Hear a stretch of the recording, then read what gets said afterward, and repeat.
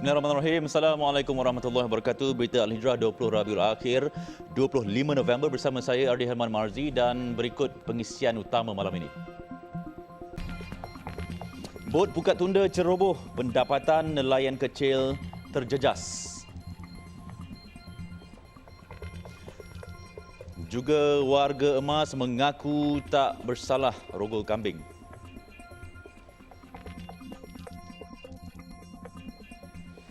Kira-kira 3,000 nelayan pesisir pantai di Kuala Perlis hilang mata pencarian selepas zon tangkapan mereka diceroboh bot pukat tunda. Dakwa nelayan kegiatan pencerobohan bot pukat tunda siput retak 1,000 serta penangkapan hasil laut tidak terkawal yang berleluasa di pesisir pantai Kuala Perlis mengakibatkan hasil tangkapan mereka merosot lebih 50%. Nelayan pesisir pantai mendakwa aktiviti pencerobohan ini dipercayai dilakukan nelayan dari Kuala Kerpan, Kedah, Bukit Malut, Langkawi dan Thailand. Sebelum ini, pendapatan para nelayan di Kuala Perlis boleh mencecah RM400 sehari. Namun kini kurang daripada RM100. Malah ada yang pulang hampa tanpa sebarang hasil tangkapan. Kalau tak ada balik duduk di rumah sebabnya hasil tak ada kan. Jadi mereka minta penguatkuasaan tu ketat sikit lah sebab dulu dah diharamkan dah. Tapi tak tahu macam mana boleh aktiviti boleh dijalankan balik di sini. Tak tahu lah macam mana kan. Jadi minta pihak berkenaan tu ambil tindakan lah, kesian kat nelayan lantai ni. Angkat tujuan bendera putih ni bukan kata rakyat nak benar makan benar kerajaan. Rakyat nak buat kerja tak boleh. Jadi orang kata apa, keluar tak berbaloi. Keluar kita kata keluar duit minyak RM50, balik RM20. Anak sekolah, belanja lagi, nak makan. Dari mana dia orang ambil? Mana tak ada hasil langsung? Saya sendiri ni. Balik boleh goreng dengan Maggi lah. Asin yang ditangkap sehari tu. Itulah saya kata. Memang cukup teruk nelayan kalau boleh. Tidak tahan dengan permasalahan itu, sekumpulan nelayan ini telah mengadakan demonstrasi aman di Kompleks Lembaga Kemajuan Ikan Negeri menuntut pihak Lembaga Kemajuan Ikan Malaysia LKIM, Agensi Penguatkuasaan Maritim Malaysia APMM dan Jabatan Laut mengambil tindakan segera sebelum ia menjadi lebih parah. Dalam pada itu, Ahli Lembaga Pengarah Persatuan Nelayan Perlis atau Pelaris, Jasni Hashim meminta pihak bertanggungjawab supaya tidak lepas tangan dan ambil cakna akan rintihan nelayan yang rata-rata golongan B40. Dalam isu ni, nelayan minta pukat siput ni diharamkan. Dari dulu dah pukat siput tidak pernah keluar lesen pun di negeri Perlis. Hari ini dia menyebabkan ekosistem ni rosak. Di mana kan nelayan terjejas dengan pendapatan nelayan pantai hari ini terjejas segi daripada kedudukan hasil tangkapan tinggal 0%. Ada yang balik kosong, ada pun hanya tidak dapat menampung kos perbelanjaan minyak. Rintihan mereka sampai ke pengetahuan Ahli Dewan Undangan Negeri Kuala Perlis Azam Karab dan beliau berjanji akan membawa permasalahan nelayan ini kepada pihak berwajib supaya menghentikan terus pencerobohan bot pukat tunda ini. Saya berharap tindakan yang tegahlah daripada pihak penguatkuasaan dan nelayan pun setujulah. Mereka pun dah buat aduan berkali-kali tapi bagi nelayan tiada tindakan tegas daripada pihak berkuasa lah. Kegiatan itu juga dilihat turut mengakibatkan kemusnahan ekosistem tukun ikan yang berada di sepanjang pesisir pantai. Kira-kira 145 kediaman termasuk unit kosong di PPR Lembah Subang disyaki menjadi sarang penagihan matgian. Kuatir dengan keselamatan keluarga terancam, penduduk di situ terus memberikan kerjasama dengan pihak berkuasa membantras kegiatan itu sebelum ia menjadi lebih buruk. Kira-kira 158 orang terdiri daripada pengedar, memiliki dan penagih tegar ditangkap dalam Ops Jihad yang dilancarkan PDRM dan Agensi Anti Dadah Kebangsaan yang bermula pada 5 hingga 18 November lalu. Dalam pada itu, Pegawai Daerah Petaling Datuk Zuhari Anwar berkata kawasan PPR memang selalu menjadi salah satu kawasan panas penagih dadah. Kita dapati di blok ini tadi, di blok di blok E tadi, daripada 3 tingkat yang teratas itu memang kita dapati blok yang kosong, tidak dihuni oleh penghuni di situ, dan kita dapati blok-blok kosong ni memang ada menunjukkan tanda-tanda bahawa dia digunakan sebagai tempat sarang penagihan dadah, ya. Dan kita telah berbincang dengan pihak Jabatan Perumahan Negara di bawah KPKT supaya pihak Jabatan Perumahan Negara mengambil mengambil kira isu rumah-rumah yang kosong ini supaya ia dapat diperbaiki, kawasan tempat tinggal di sini juga dapat dibaiki supaya lebih kondusif, supaya kita dapat mengelakkan rumah-rumah kosong ini tadi dapat dijadikan tempat penyalahgunaan dadah. Beliau ditemui media ketika turut serta dalam operasi cegah jenayah dadah yang bermula jam 8 malam tadi di kawasan blok di Lembah Subang yang disertai rondaan bersepadu bersama pejabat daerah Petaling, PDRM, RELA, JPNIN dan KRT. Sementara itu, Ketua Polis Daerah Petaling Jaya ACP Muhammad Fakhruddin Abdul Hamid berkata, pihak berwajib telah melantik ahli jawatan kuasa jihad dadah dari kalangan penduduk untuk berperanan sebagai mata dan telinga dalam menyalurkan maklumat berhubung kegiatan penagihan dadah di blok kediaman mereka. Padah rogol kambing betina seorang lelaki warga emas didakwa di Mahkamah Session Kuala Kubu Baru atas tuduhan melakukan persetubuhan luar tabii terhadap kambing tersebut. Bagaimanapun, Syahri Hassan, 60 tahun, membuat pengakuan tidak bersalah terhadap pertuduhan itu. Mengikut pertuduhan, Syahri yang juga seorang duda didakwa dengan sengaja telah melakukan persetubuhan luar tabii dengan haiwan iaitu seekor kambing betina di belakang sebuah rumah kampung Sungai Buaya, Rawang. Kejadian dilaporkan berlaku sekitar jam 1.30 petang pada 27 Julai lalu. Berikutan itu, pertuduhan dikemukakan mengikut Seksyen 377 Kanun Kesisaan yang memperuntukkan hukuman penjara maksimum 20 tahun dan boleh dikenakan denda atau sebat jika sabit kesalahan. Hakim Nurul Mardiah Muhammad Reza kemudian menetapkan 24 Disember ini untuk sebutan semula kes.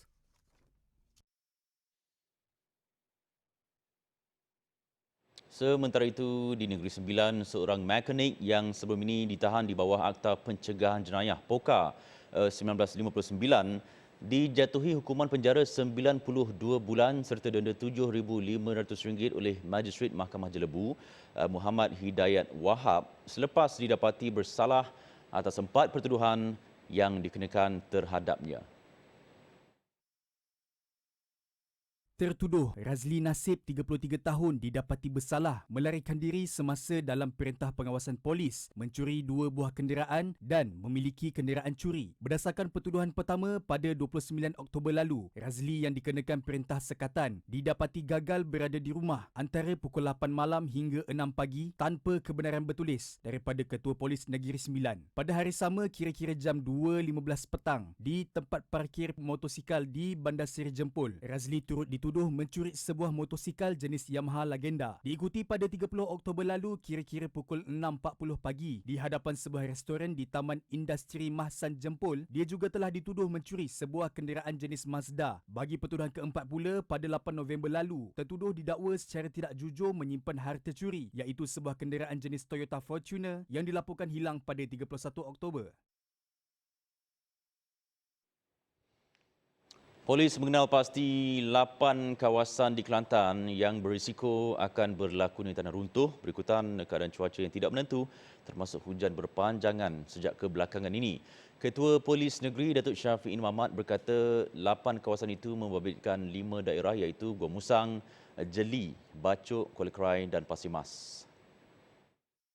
Pihak polis bersama dengan PBT dan agensi-agensi road care sentiasa memantau bila keadaan hujan sudah pun berterusan. Jadi selalu melihat info-info dalam laman web SUK, dalam laman web polis dan sebagainya. Dan sebaik saja kita ada info ni, kita akan salurkan kepada media untuk pengetahuan orang ramai lah. Terutama mereka nak merancang perjalanan balik kampung dan sebagainya.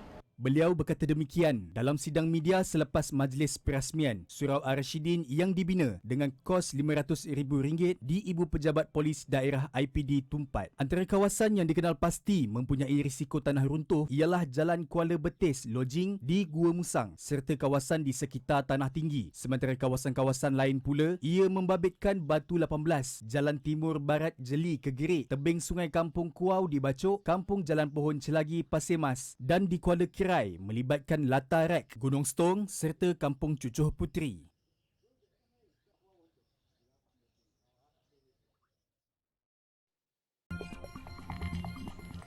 Masih bersama Berita Al-Hijrah, kerajaan kini sedang giat merangka 11 rang undang-undang RUU Syariah baru yang dicadangkan sebelum ini. Timbalan Menteri di Jabatan Perdana Menteri Hal Ehwal Agama Datuk Ahmad Marzuq Syari berkata penggubalan dan pindaan RUU itu perlu dilakukan dalam usaha memperkasa undang-undang syariah di negara ini. Tambah Datuk Ahmad Marzuq, proses tersebut perlu dilakukan secara cermat, berperingkat dan tidak boleh dilakukan secara tergesa-gesa. Dan paling penting, penggubalan dan pindaan undang-undang itu perlu mendapat kelulusan dari Pejabat Peguam Negara. Itu apa yang saya boleh simpulkan on track. Ada sebahagiannya sudah berada pada peringkat penelitian Pejabat Peguam Negara. Ada berada pada peringkat penelitian agensi-agensi yang terlibat dan perkara itu sedang giat dilakukan. Ada beberapa pembetulan dan juga kemaskini yang terakhir yang sedang diusahakan. Semua yang ada dalam roadmap itu on track. Datuk Ahmad Marzuq berkata RUU berkenaan dijangka dibentang di Parlimen bergantung kepada persiapan dan sesi libat urus terperinci. Beliau ditemui media selepas menghadiri program penerangan, pencegahan dan kesedaran undang-undang syariah wilayah persekutuan di Ibu Negara. Sebelum ini, 11 RUU bakal diperkenalkan termasuk RUU Kawalan dan Sekatan Pengembangan Doktrin atau Kepercayaan Agama.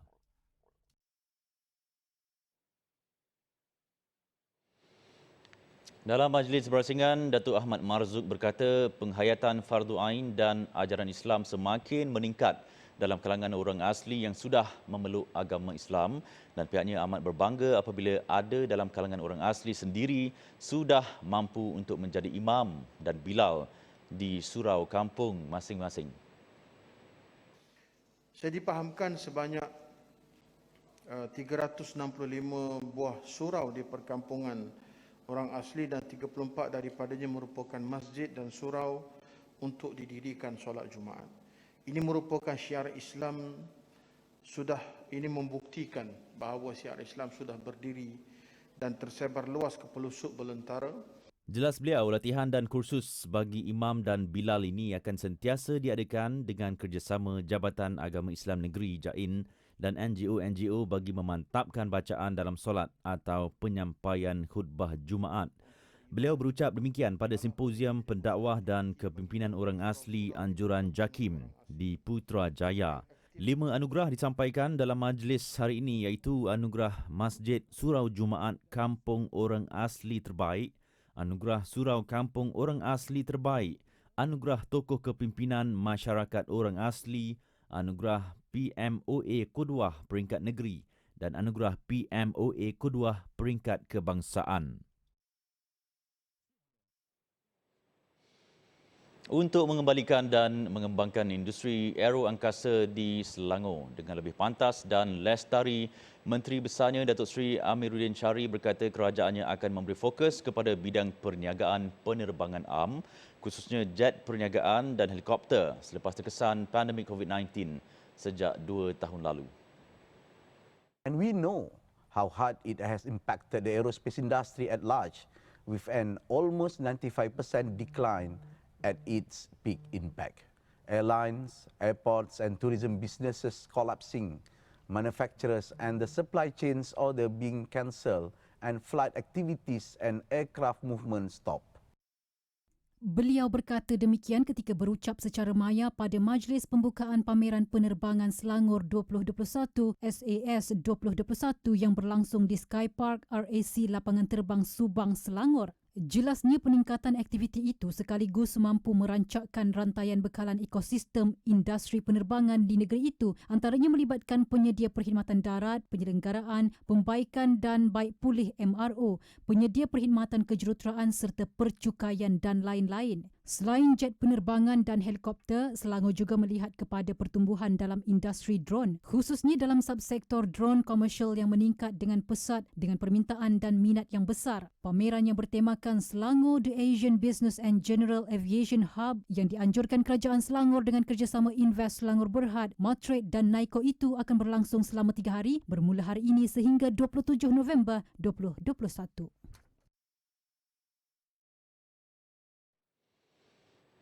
Dalam usaha membangunkan Kompleks Islam As-Sofa di Mantau, Negeri Sembilan, Yayasan Sofa sedang giat mencari 50,000 umat Islam di Malaysia untuk bersama dalam komuniti 50,000 pencinta Rasulullah SAW. Ayuh jadi sebahagian daripada 50,000 komuniti pencinta Rasulullah dengan scan QR Code yang tertera. Menyamai benih di dunia, hasilnya di akhirat.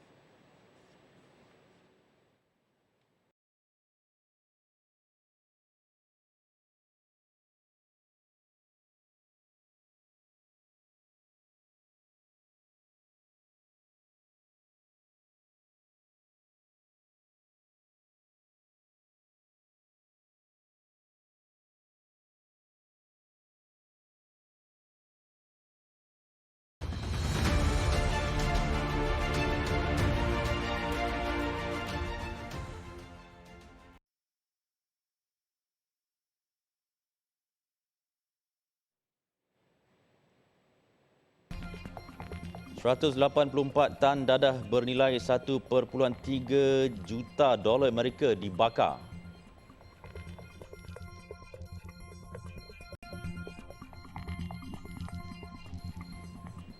Masih bersama Berita Al-Hijrah, kita ke laporan luar negara. Sekurang-kurangnya 11 maut manakala lebih 50 lagi dilaporkan terperangkap dalam letupan di Lombong Arang Batu di Rusia. Ketika kejadian, terdapat 285 pekerja sedang berada di lokasi tersebut yang terletak di wilayah Kamrovo, berhampiran Bandar Belovo. Insiden itu disahkan Gubernur Tempatan menerusi Telegram. Setakat ini, tiada kenyataan rasmi dikeluarkan mengenai punca kemalangan itu. Menurut pasukan penyiasat, asap memenuhi segenap ruang Lombong sekitar 8.35 pagi waktu tempatan. Berdasarkan maklumat awal, sebahagian pekerja mengalami keracunan udara. Lombong tersebut dibina pada 1956 dan dimiliki syarikat SDS Sugol berpangkalan di Bandar Kemerovo. Pada 2004 lalu berlaku letupan Metana di Lombong yang sama sehingga mengorbankan 13 orang. Kemalangan di kawasan Lombong kerap berlaku di Rusia dan di seluruh negara bekas jajahan Kesatuan Soviet disebabkan piawaian keselamatan yang rendah, kurang pengawasan dan penggunaan peralatan lama ketika era Soviet.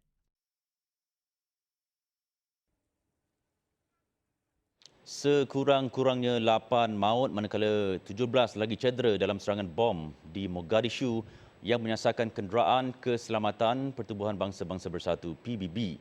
Kumpulan pengganas Somalia Al-Shabaab mengaku bertanggungjawab dalam insiden tersebut yang turut melibatkan 13 pelajar sekolah. Lokasi serangan yang berlaku pada awal pagi Khamis, waktu tempatan itu berhampiran dengan sebuah sekolah. Menurut pihak polis, ketika kejadian, seorang pengebom bunuh diri berada di sebuah kenderaan SUV yang sarat dengan bahan api sebelum menyasarkan kenderaan konvoi tersebut. Impak daripada serangan itu turut menjejaskan sebuah hospital berdekatan dan menyebabkan kerosakan pada dinding. Setakat ini tidak dipastikan sama ada pegawai PBB turut terkorban atau tercedera dalam kejadian itu. Jurucakap Operasi Ketenteraan Al-Shabaab Abdi Aziz Abu Musab mengesahkan serangan itu dilakukan oleh pihaknya. Sejak beberapa tahun lalu, kumpulan Al-Shabaab berusaha menguasai Somalia untuk mendirikan kerajaan berasaskan undang-undang Islam.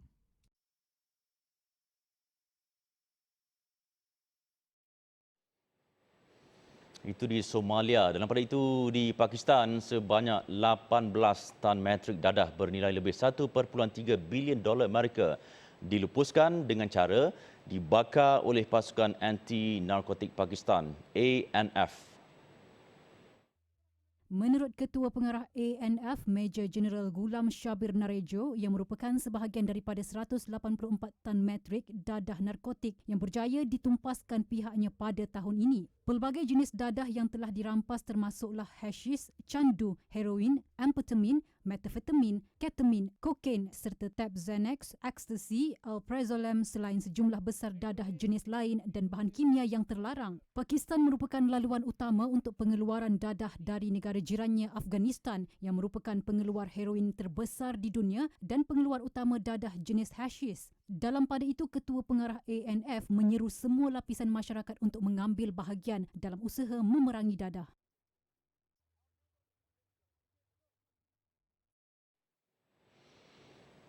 Rusuhan tercetus di pusat bandar Kepulauan Solomon hari ini dengan menuntut Perdana Menteri Manasseh Sogavare supaya meletakkan jawatan. Demonstrasi melibatkan ribuan penunjuk perasaan menyebabkan bangunan berhampiran parlimen di Honiara terbakar.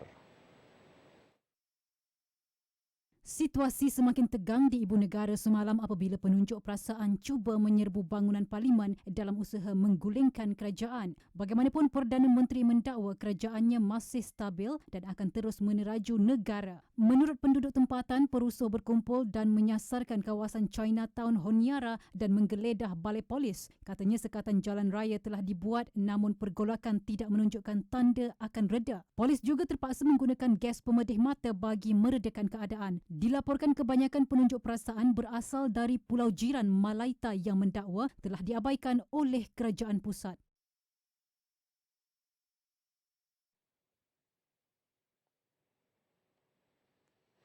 Baik, laporan antarabangsa itu tadi menutup berita Al-Hijrah untuk malam ini.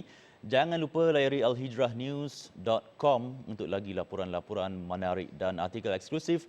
Dan jangan ketinggalan jam 9 malam ini saksikan siaran langsung program Dengar musim kedua dengan topik berpisah di usia senja.